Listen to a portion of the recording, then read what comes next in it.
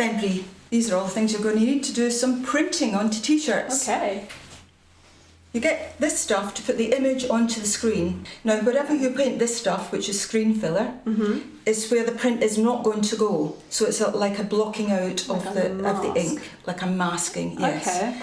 Then, once that is fixed onto your screen and it's dry, How long does that take usually? probably take about an hour to 2 hours. Could you speed it up You with could it? try and speed it up with a hairdryer, but just be very careful because this is screen mesh. Originally it was silk based, but now this is nylon, so you know what will happen if you get too close with a hairdryer to nylon. It'll melt. It'll just melt. So Wow, okay. yeah, you could maybe just kind of do that at a distance, just to speed It's a things up a cool bit. setting. Yeah, when it's ready, it's a good idea always to take a test print. I've got an old t-shirt there, but we can do a test print onto, Okay. just to check that everything's working okay. And the inks that you'll use are these. Oh, hello, Nixie. Hello, Nixie. You can't see the printing. Do not jump on the table and spoil things. But anyway, this is white printing ink. It's that same brand. It's It's the like same the brand. Primo Yeah, brand. the for Primo screen printing. brand. And this one, which is the glow-in-the-dark stuff. Oh, The magic stuff. The magic. So whenever we'll print the white on first to give it a good base, because you're printing onto black of a t-shirt, and once that's dry, you can apply this stuff, Okay. the glow-in-the-dark stuff. Gotta have a white base. Yeah, Okay. yeah. So, a couple of little spoons to scoop the ink out of there onto your screen. Some paintbrushes. You don't use those for printing. You'll be using those to apply the stop out screen filler. Okay. Lovely. Right, so we've got some wet and stick tape which we'll use to mask out the wider parts of the image. So we'll use the screen Okay. filler to mask out some bits, but the other bits towards the edges of the screen and so on, Yeah. we'll use this so we don't get flood through from the ink Cool. onto... And save us using bits of all the of the t-shirt. speedball. Absolutely, because that's quite expensive, can be quite expensive, all that stuff. So good Okay. old this, and for that matter, newsprint. Good old newsprint. It's just traditional, but the newspaper comes in actually. Yeah, But right. again, you can just buy this from the art shop, and you can use that to block out certain parts of your screen as well. You need a printing table. Right. We've got the dining room table here, which is great. With some You plastic. need a good solid surface. Obviously you need the plastic surface to stop the ink going onto your lovely wooden dining table. But underneath the plastic we've got another surface, so that there's a bit of give when Okay. you're starting to do a screen print. Oh, okay. Yeah. Cool. That's everything on the table. Yeah. Cool. Let's get going. Let's do it. Here we go. We've cut the mesh to size. We have the little frame ready. This is an old picture frame. We're going to use it with this side up as opposed to that side. It's got a kind of well in it. So I cut the mesh to size already. But what we need to do is just not simply put it on there and then staple it in place. We'll do a little deep fold so that the staple, when it's in, doesn't tear the single thickness of mesh. So, Like a hem. like a hem, yeah. If I do the stapling, and I can do the first staple, but then after that, we're definitely going to need two people. Sure. So Well, there if you you go. just hold that bit down. Okay, so stapling at an angle, kind of 45. Ow! Don't do that, Julie. The lots of times I had students shoot each other with these things. Oh, yeah. They are very Staple dangerous, so in the just eye. be careful what you're doing. So if you hold that bit, what we're going to do, Okay. I'm going to pull the mesh towards me. You're going to hold the screen Okay. steady, because I'm going to exert pressure and pull the mesh my ways. So let me just check that I've got the fold proper first of all. I think that'll be taut enough. Here we go. Right, now before we do any more stapling here, I'm going to turn the whole thing up and do the same on the other side. Okay. So, same thing again, but this time we're pulling not only in those directions, but also up the way as well. If you hold the actual screen, because I'm going to do a bit of folding here first of all. Here we go. Right, pulling up Is that tight enough? and pulling across. Ready? As tight as we can possibly go. You hold that now. Yep. And then I'll do the other side. Right, we're getting there. So now we're going to do one in the middle on each side. So we'll do one there, flip the whole thing up. Right, and this side. So now it's starting to get a little bit tighter. They're a devil actually to get out. You can get special staple remover things. There's one attached to the back. Actually, That's what that's for. This bit. I always use that to, you can ping them out like that. Sort of. the staple removers are like teeth, and you got the bite into it. And those things. More torture devices for children. Yeah. Lino cutting tools. Oh yeah. Next to the Sports Day javelin incident, the lino cutter incident is a British secondary school staple. Staple. There you go. Okay, so you hold the screen, and I shall put in one in the middle of there, and one in the middle here. Right, we'll flip that over, match it on the other side, so hold the screen again. It's not quite tight. Trying to get it tighter with each additional staple. With each additional staple. A bit like tightening a snare drum. Yeah. Careful. And here, do the same on the other side. I like to put different angles on the staples. Why? Probably when I was learning, maybe the tutor was teaching me something about the angles and so on. Right, that's getting pretty good. Is that the last one? Yeah, Chris. It's good. Yeah. We just need to do the edges now. Now we'll do a tuck into this. In fact, I think I'll do it this way.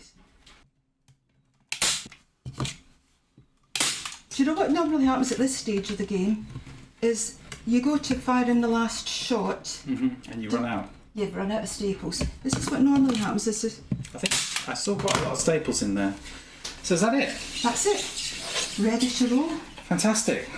So what do we do now? Trace, I suppose. We need to trace. Yeah, where's the image?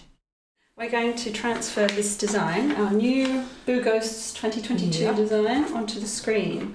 And we can see the old design is still there from when we did it originally. Yeah. There's two ways of doing that to fix it to the screen. If you didn't have a light box, you could take it the whole thing to a window, put the image onto the glass, trace through the image onto the screen with the whole thing. It's a bit awkward to do, mind you, because this is quite heavy and you need a proper ledge, but a light box is great. So we have a light box, and we will very carefully put the screen over the image. We have to be very careful that we don't go too close to the wood of the frame, because when you start to put the ink through the screen, flooding happens of the ink and it ends up spoiling your design. So stay well away from the edges of your print. Okay. So you want to trace through the image onto the screen, and as you do it, be careful that you've got not too much hand contact onto the mesh. Okay.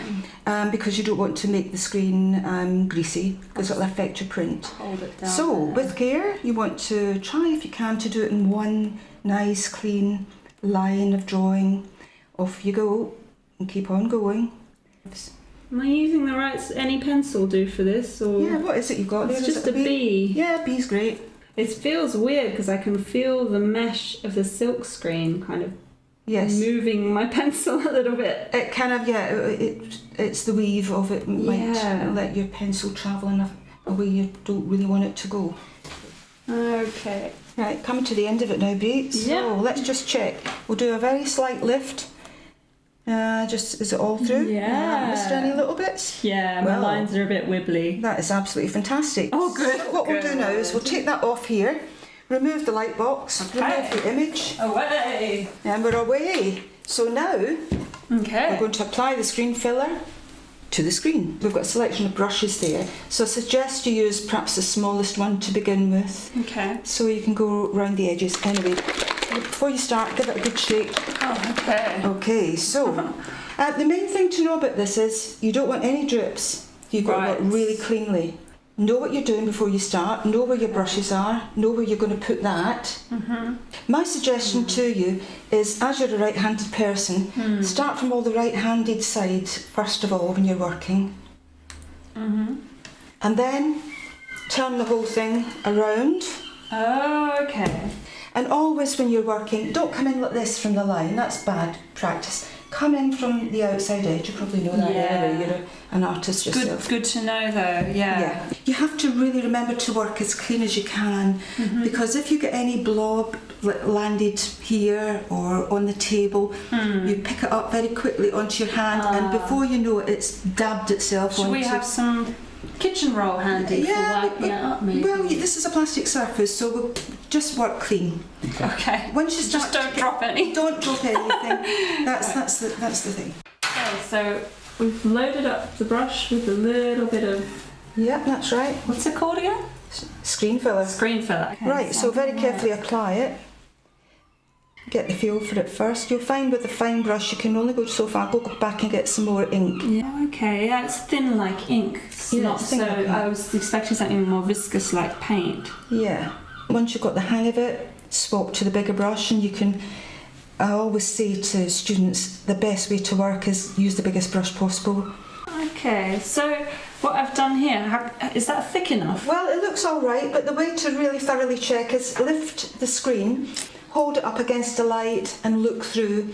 Just check that it's stopping out, light coming through. Yeah. So it's working, isn't it? Yes. I think it's pretty good, Yes, yeah? it is. So you're doing well. It's just carry on. It's amazing. It looks sort of pixelated because of the mesh. It is.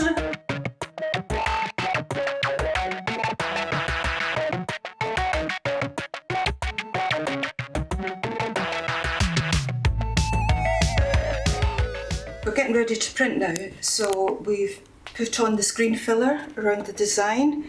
What we need to do is mask off everything totally except the bits where we want the printing ink to go through. The first thing we're going to mask off is last year's print. So we'll just use a bit of newsprint on that. Then we're going to get some gum strip, tear off a length that will cover the newsprint and the screen. Then we're going to go over here to the water. Always keep the water well out of the way of your actual screen because you don't want any of the glue that's on the gum strip to drip all over the area where you want the print to go through. Take off the excess strips. Come in at the bit you want to mask well away from the image. So we'll just stick that down there and there. We can just use simple masking tape for the rest of it, but this is the important bit here. I think, see up at the top right hand corner, can you see up there? Mm-hmm. Right up close, I think it might need a blob of filler up there. We can stick a bit of tape on. You could put a bit of tape over it because it's well away from the design. Yeah, no, that's looking really good.